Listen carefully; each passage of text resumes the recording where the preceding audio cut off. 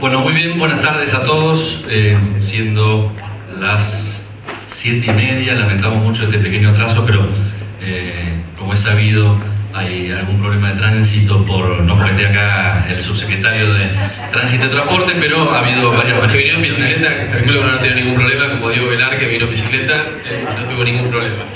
Bien, no se queda callado. Bueno, este es un encuentro muy especial. No hace falta que las presente a ninguna de las dos, pero bueno, un agradecimiento en primer lugar muy especial para la diputada Patricia Bullrich, por una semana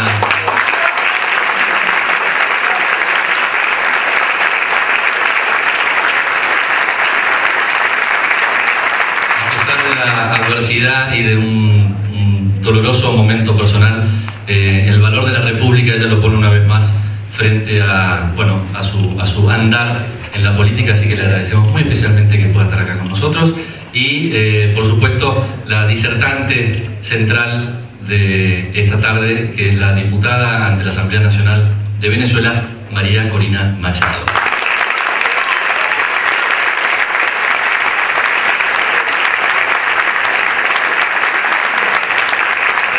Estamos viviendo un momento especial en la Argentina. Basta con leer no los diarios de la semana ni del mes, sino el diario de hoy, ¿sí? El diario de hoy ya es suficiente para darnos cuenta del nivel de crispación y la lógica política que se está imponiendo en el 2012. En nombre del G25, en nombre del Comité Ejecutivo del G25, al cual yo también pertenezco, les agradezco poder participar de este encuentro que es trascendente. Ya vamos a darnos cuenta, luego de escucharla a María Corina y a Patricia, lo importante que es de tomar conciencia del momento que se está viviendo, tanto en Argentina, en Venezuela, como en la región. El programa de esta tarde es el siguiente. Va a ser un programa dinámico. Vamos a tratar de organizar 3 bloques relativamente cortos de participación. Primero, Dietrich nos va a contar muy brevemente, y hago énfasis en muy brevemente, qué es el G25, qué es lo que está haciendo en esto de generar compromiso. Luego Patricia Bullrich nos hablará sobre el presente político de la República Argentina y la crisis de valores, un poco para darle un punto de apoyo también a la participación de María Corina. Al finalizar, María Corina nos va a contar un poco lo que fue el factor de éxito para la construcción de este camino, esta alternativa de oposición en Venezuela. Y por último, el tema central, digamos, van a dialogar entre las dos, Patricia y María Corina, sobre justamente el valor de la República. Si queda tiempo, que la idea es que nos quede tiempo, acá lo veo también a Carlos Malatón, que ya levantó la mano primero que todos. Vamos a tratar de intercambiar preguntas y respuestas con todos ustedes. Eso es lo más importante y es lo que tratamos de promover en todos los encuentros que organizamos en G25. Licenciado en Economía por la UCA y MBA del IAE, Universidad Austral, miembro del Comité Ejecutivo G25 y actualmente se desempeña como subsecretario de Transporte del Gobierno de la Ciudad. Guillermo Dietrich tiene la palabra. Gracias, Santiago. Bueno, muchas gracias a todos por venir. Recién me lo crucé a Claudio Canaglia. Me dijo, no desaprovecha esta oportunidad para hablar de la bicicleta. Así que, ¿puedo hablar 5 minutos de la bicicleta, Santiago? No. Del Metrobús tampoco, del 9 de julio, que la gente que está escuchando del Metrobús 9 de julio es una buena oportunidad para dilucidarlas. Bueno, nosotros en G25, cuando estaba todo el proceso electoral en Venezuela y también la difusión de este video de YouTube, que no fue a propósito la difusión de ese video, creo, ¿no, María Corina? me enteré hoy en el almuerzo que tuvimos, pensamos que era muy importante si podíamos compartir un tiempo con María Corina, por dos razones. Una razón es conocer desde un líder de la oposición venezolana muy carismático cuál es su visión de todo el proceso de Venezuela, la realidad actual y las crecientes amenazas futuras. Pero también creíamos que era muy importante para G25 que alguien como María Corina nos acompañe, porque ella refleja mucho lo que nosotros somos. Nosotros somos un grupo de personas que trabaja dentro del mundo del PRO, muchos de nosotros en el gobierno, muchos otros en su actividad privada, pero que lo que buscamos es que a cada uno de ustedes movilizarlos a que den un paso más respecto a la situación en la que están. Estamos convencidos, todos los G25 somos personas que hasta hace no mucho, 3 meses, 6 meses, 2 años, 3 años en mi caso, estamos en la actividad privada, en la mayoría de los casos con responsabilidades importantes, y por distintas razones decidimos cambiar nuestra vida y pasar a la función pública. En G25 lo que buscamos es eso, es incentivarlos a eso, a que se acerquen y a que nos comprometamos más con la cosa pública. No tenemos ninguna duda de que parte de los problemas que tenemos en nuestro país se deben a que dejamos espacios vacíos, aquellos espacios que ocuparon otros, y que nosotros tenemos toda la capacidad y la responsabilidad de ir ocupando esos espacios. Estamos en un momento histórico en nuestro país, quizás como nunca se vivió, y tenemos esa oportunidad de vivirlo. Creemos también en una cuestión generacional. En G25 somos gente entre 30 y pico y 50 y pico de años, que tenemos todavía mucho tiempo en nuestra vida para darle a nuestro país y devolverlo todo lo que nos dieron. Eso es lo que hacemos en G25, y creo que María Corina refleja enormemente eso. Por eso te agradecemos muchísimo que estés acá con nosotros.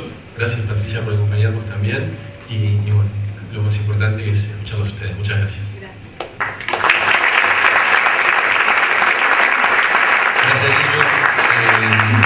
Como decíamos al inicio, Patricia nos hablará sobre el presente político de la República Argentina y su crisis de valores. Patricia es licenciada en Humanidades y Ciencias Sociales con orientación en Comunicación, diploma de honor, summa magna cum laude, magíster en Ciencia Política y Sociología de Flaxo, doctorando en Ciencia Política por la Universidad de San Martín, tiene experiencia legislativa y ejecutiva, fue de muy joven diputada nacional y lo es actualmente, se destacó en cargos ejecutivos en la Secretaría de Estado de Política Criminal y Asuntos Penitenciarios, donde clausuró ni más ni menos que la cárcel de Caseros, emblema de la represión y el maltrato. Fue ministra de Trabajo y se destacó por la creación de la Oficina de Transparencia Sindical y la obligación de presentación de declaraciones juradas de bienes de los sindicatos, que lo recordamos a la piba.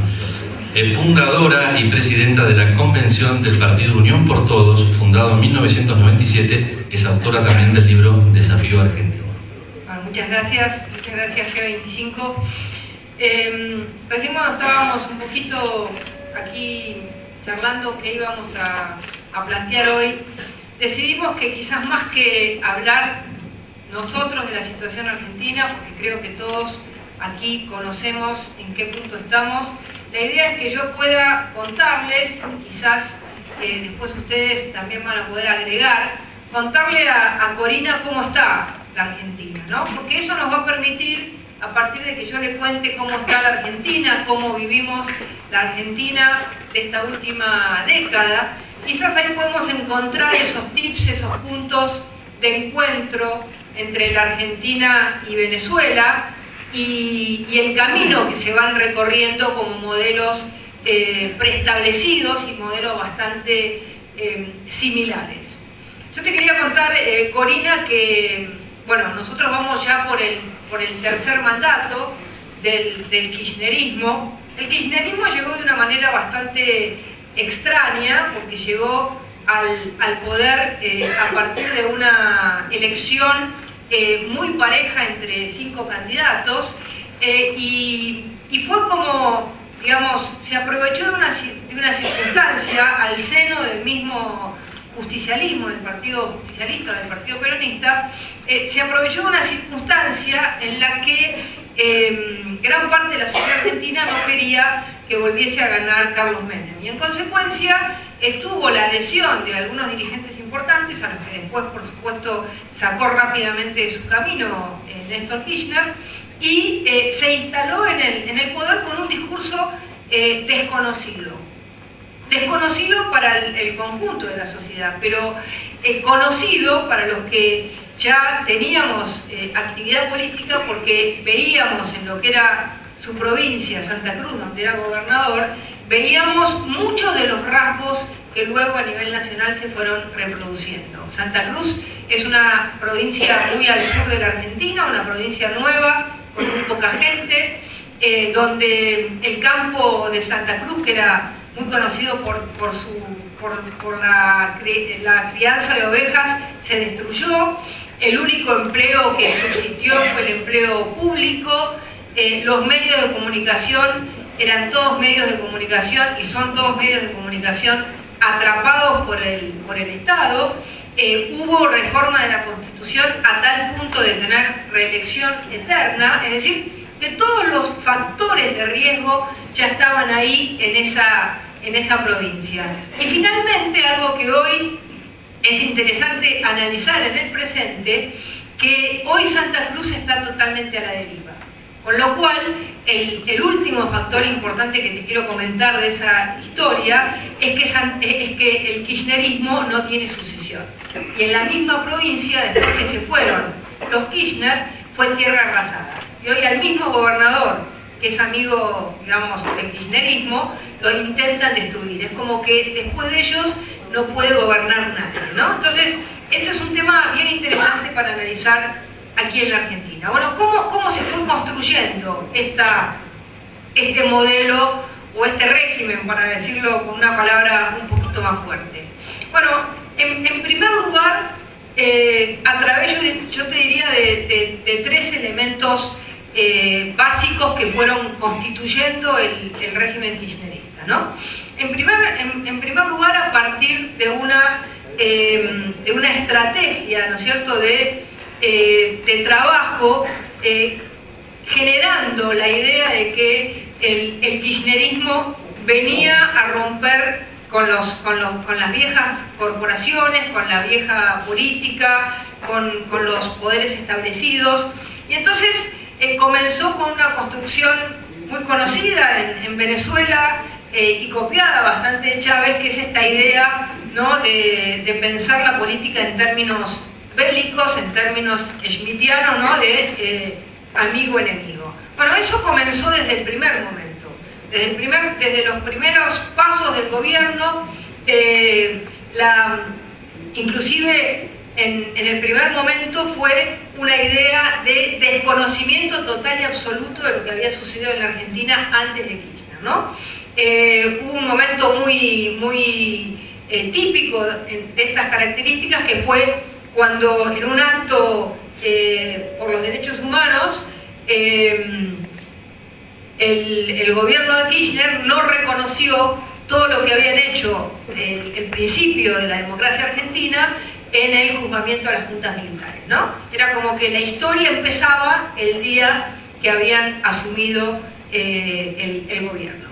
Bueno, esta idea fundacional, esta idea de amigo-enemigo, esta idea de que la historia comenzaba con ellos, que es algo que se ha ido profundizando y ha ido generando un pensamiento absolutamente fundamentalista en su propia tropa, ¿no? Cada vez más cerrada en la idea de ser los únicos que pueden reivindicar la historia argentina, viniendo además de un partido como es el partido peronista, que nosotros los politólogos, cuando tenemos que explicar qué es el peronismo, y lo tenemos que hacer en un corte tradicional de derecha a izquierda, decimos ¿dónde ubicas el peronismo? Decimos en todos lados. Preguntamos acá, en todos lados. Es decir, el peronismo se ubica absolutamente en todos lados. Entonces, no viniendo de una formación nueva, de algo naciente, sino viniendo de un partido que una década antes había también seguido un poco la ola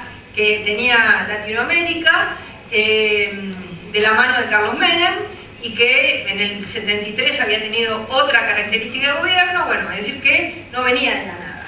Sin embargo, esta idea fundacional.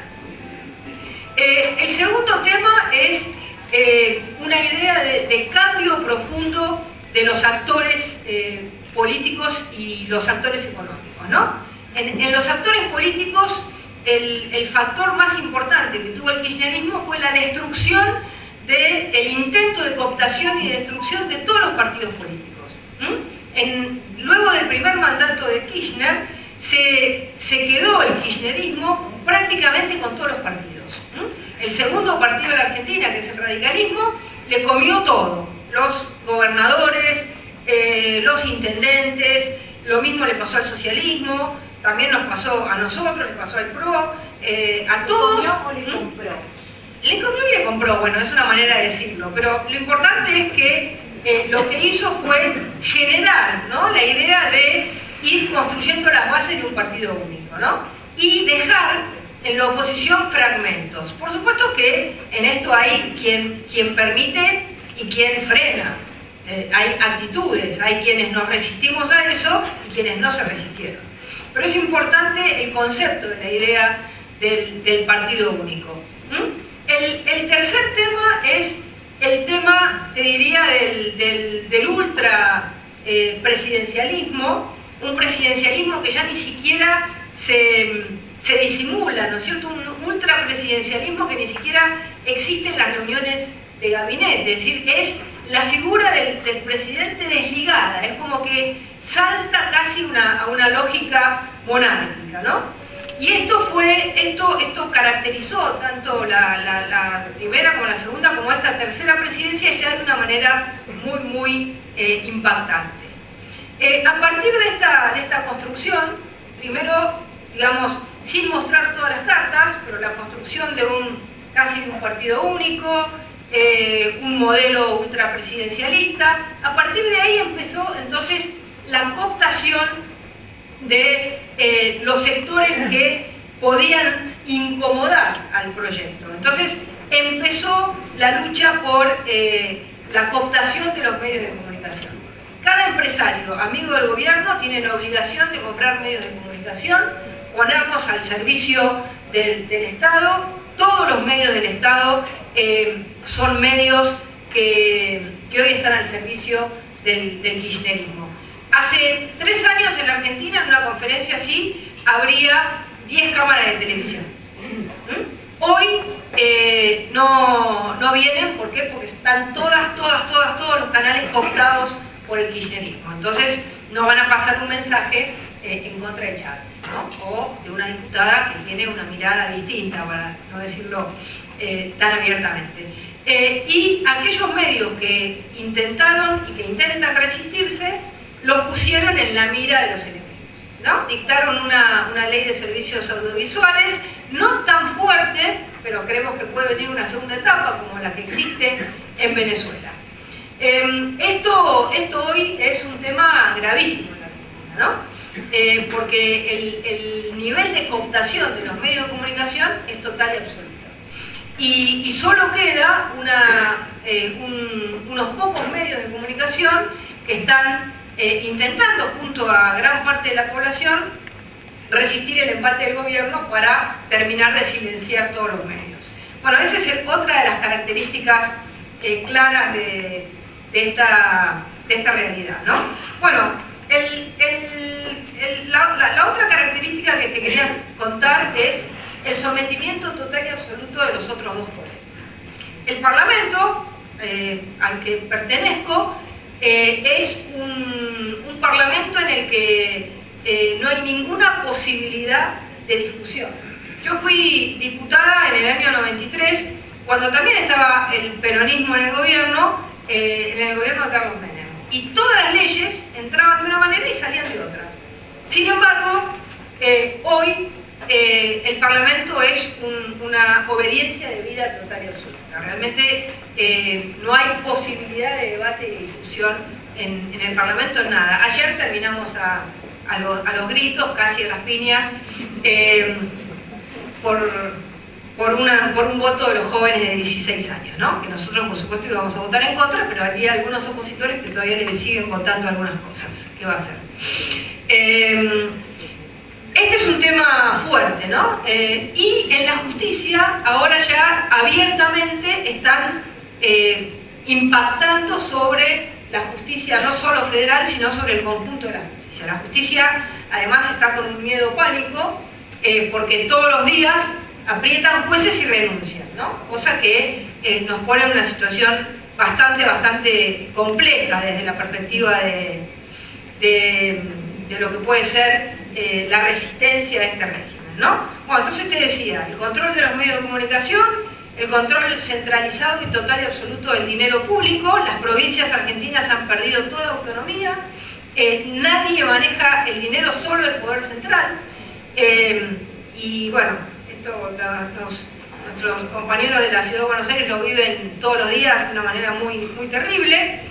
Todos los superpoderes existentes y el control de los medios de comunicación. Para resumirte en 2 frases, aunque quizás no me guste el término, te diría que es una mezcla de un populismo autoritario con un capitalismo estatista y amigos, ¿no? Las empresas del Estado van para los amigos, ¿no? Han privatizado aerolíneas, nos sale más cara que cualquier otra empresa en el mundo, 3.000 millones de pesos por año. Han privatizado, han estatizado los fondos de pensión, ahora quieren terminar con la bolsa de comercio y con las bolsas de valores, y todo el conjunto de los servicios públicos es un verdadero desastre. En definitiva, el proceso es, crecimos 9 años y nos descapitalizamos. Los argentinos en 9 años, hace 10 años había 70% de propietarios en la Argentina, hoy hay 50%.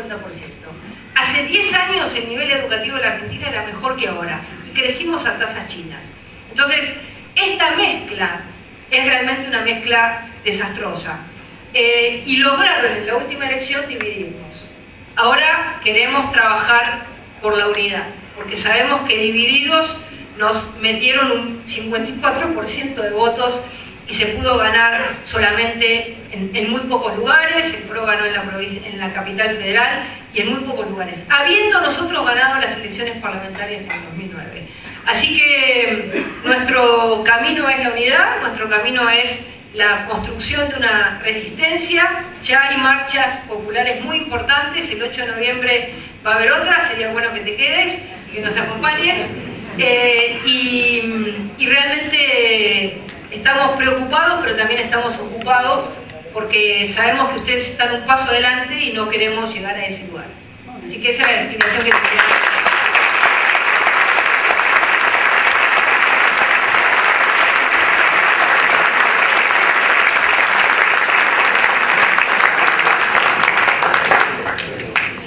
Gracias, Patricia, por una radiografía cruda de la situación actual de la Argentina y un buen puntapié para que María Corina nos, tal vez, comparta buenas prácticas de cómo sí se puede construir ese camino.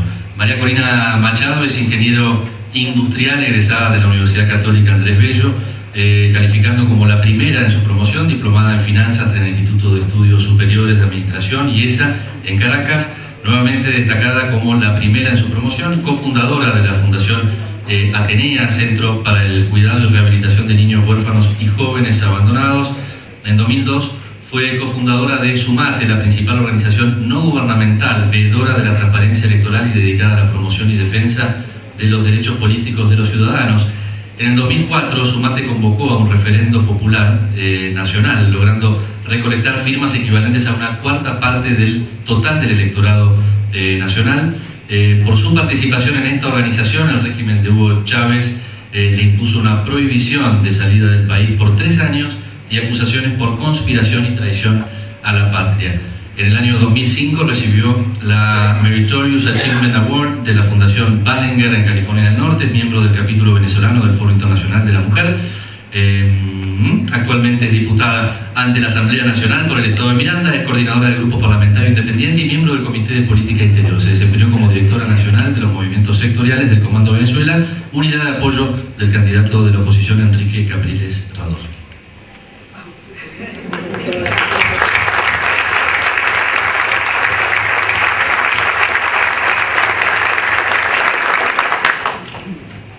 Esta es una oportunidad extraordinaria. Vengo con con toda la intención de aprender muchísimo de este intercambio, de fortalecer los lazos que nos unen y la determinación de aprovechar la formidable encrucijada histórica en que nos encontramos quienes hoy vivimos en Argentina, en Venezuela y yo diría que en buena parte de América Latina, porque estamos presenciando la confrontación de dos modelos de sociedad, dos formas de vida, con dos conjuntos de valores antagónicos y que representan, en mi opinión, la obligación moral de enfrentarlo y la obligación histórica de derrotarlo. Y yo me decía que yo hiciera algunas referencias a mi experiencia y a mi vida previa y por qué estoy aquí teniendo este honor de hablarles. Yo, al igual que muchos venezolanos de nuestra generación, crecimos y nacimos en democracia, nacimos y crecimos en democracia. Y de alguna manera sentimos que esto era parte de nuestra herencia y que la democracia se heredaba.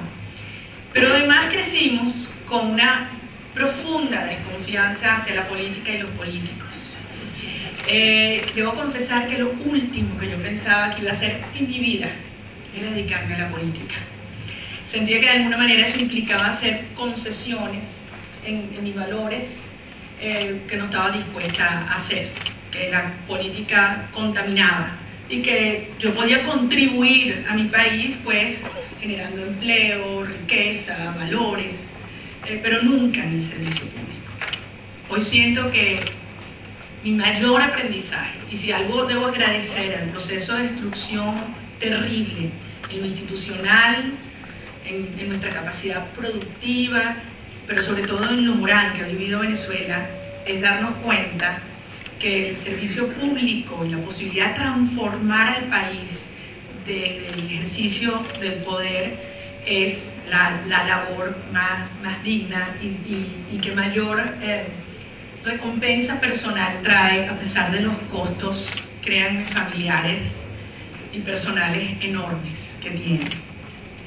Yo me decía también que mencionar algunos momentos de este proceso que yo recuerdo con particular emoción, y viniéndose acá me acordaba de una oportunidad en la cual yo intenté salir del país durante esos 3 años donde en efecto el gobierno me acusó de...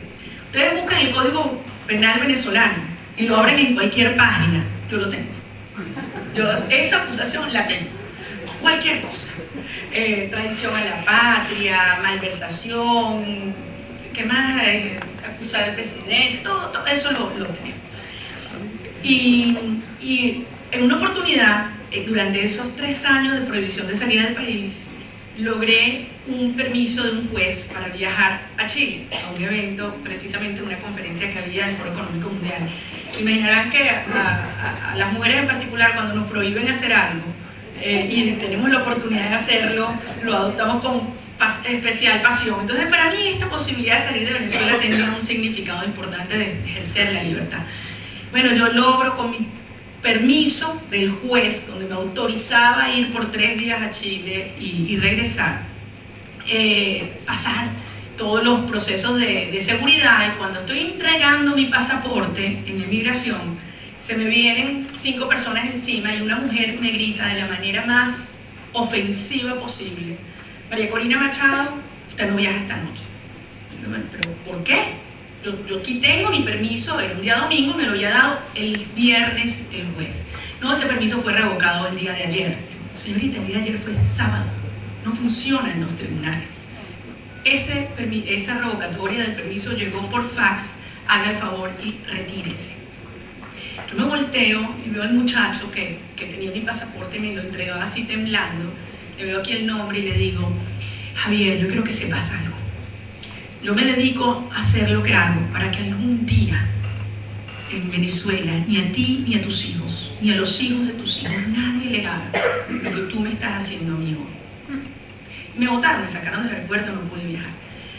Como un año después más o menos, mi mamá fue a viajar y cuando estaba pasando por la inmigración, tenemos el mismo nombre, muchacho se le queda así mirando y le dice, señora, ¿usted es la mamá de María Corina Machado? La mamá dice, ay, lo que faltaba. Y entonces, sí, en efecto, María Corina es mi hija.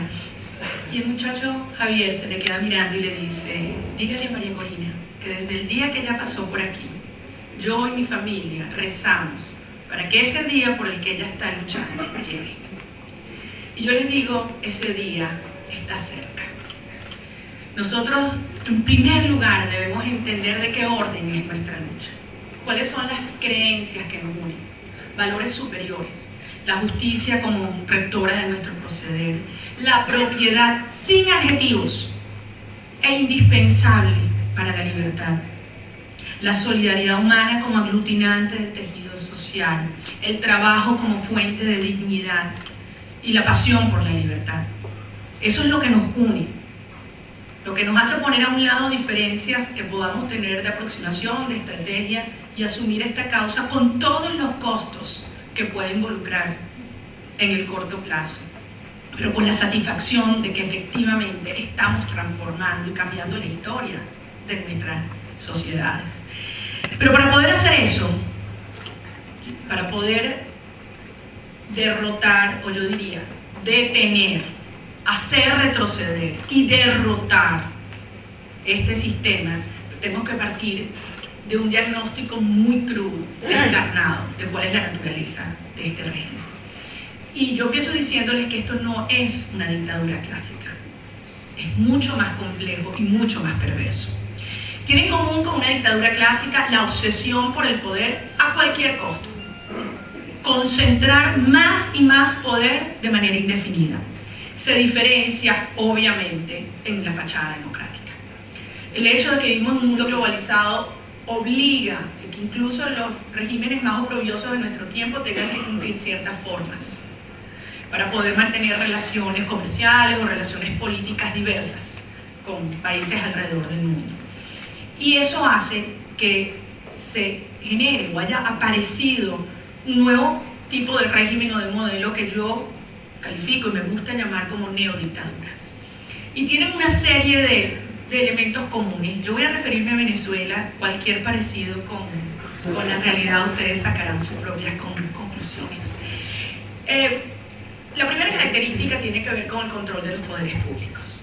Y generalmente estos regímenes que llegan por vía electoral necesitan tiempo. Entonces, muy necesario cambiar la Constitución para poder tener un periodo más largo del ejercicio presidencial para comenzar a, basada en la legitimidad obtenida por la elección, comenzar a adaptar la legalidad a los fines de estos modelos y que empiezan a cambiar todas las leyes.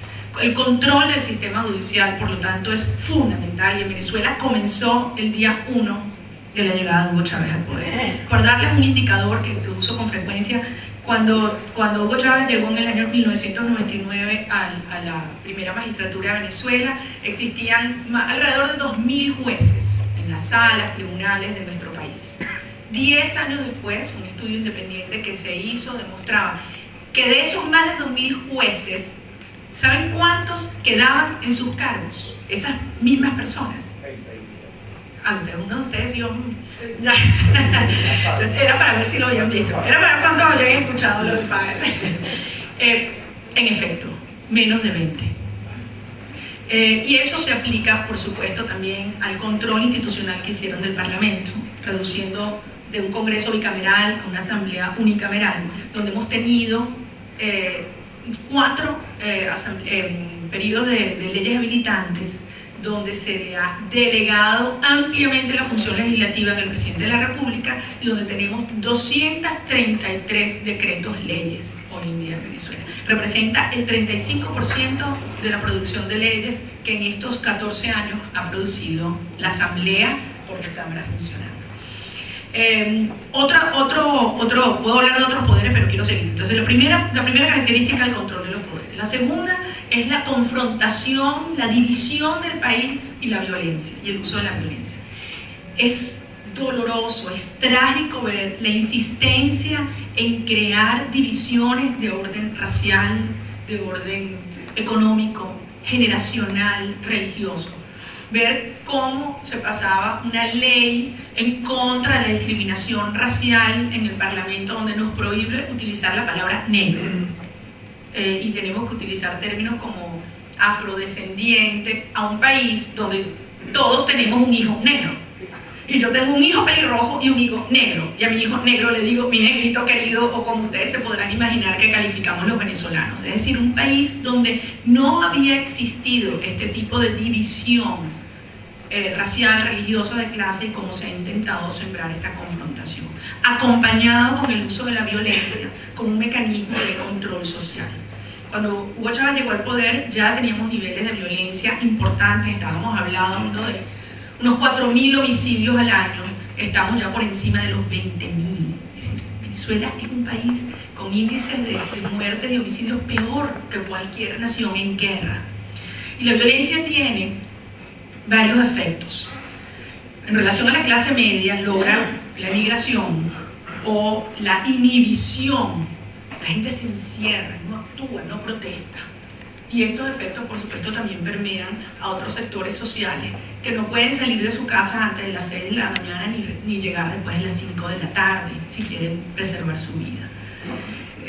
La proliferación de bandas criminales, estamos hablando que hoy hay alrededor de 18.000 bandas criminales en Venezuela, unas 12.000 dedicadas a la industria del microtráfico de drogas, obviamente con vinculaciones muy profundas con los niveles más altos institucionales del país.